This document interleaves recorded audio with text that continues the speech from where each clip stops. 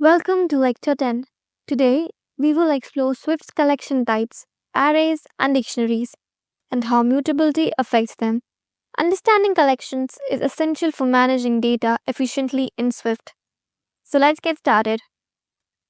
Swift provides three primary collection types: arrays, sets, and dictionaries. Today, we will focus on arrays and dictionaries, two of the most commonly used collections in Swift. Arrays store ordered values, while dictionaries store key value pairs for fast lookups. An array is an ordered collection of values of the same type. Here's how to declare an array. Example: Swift where numbers equal 1, 2, 3, 4, 5. An array of integers. Arrays maintain order and allow duplicate values, making them useful for sequences of data. Arrays provide various methods for adding, removing, and retrieving elements. For example, Swift numbers.append 6 adds an element 6. Numbers.remove at 2 removes element at index 2. Print numbers.count prints the number of elements. These operations help dynamically modify data collections. A dictionary stores key value pairs, allowing quick lookups. Here's how to declare one. Example: where student's grade equals Alice 90, Bob 85, Charlie 88. Unlike arrays, dictionaries do not maintain order but offer fast retrieval of values using key. You can add, update, or remove key value pairs dynamically. Let's take a look at an example. Swift student grades David equals 92 adds a new key value pair.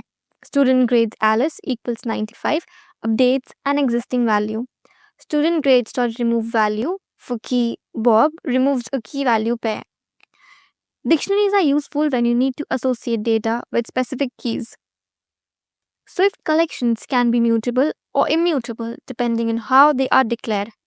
The where keyword allows modification, while let makes the collection immutable. Let's look at an example. Swift where mutable array equals 1, 2, 3, mutable array dot append 4 allowed. That immutable array equals 1, 2, 3, immutable array dot append 4. Error cannot modify immutable array. Explanation: if you need to modify a collection, declare it using var. If you want to prevent changes, use let. When passing collections to functions, they are immutable by default unless marked as inout. For example, Swift funct add element array int array.append 4. Error: function parameter is immutable. Explanation: to modify a collection inside a function, you need to use inout. Arrays and dictionaries are essential tools for managing data in Swift. Understanding their mutability helps you write safer and more efficient code.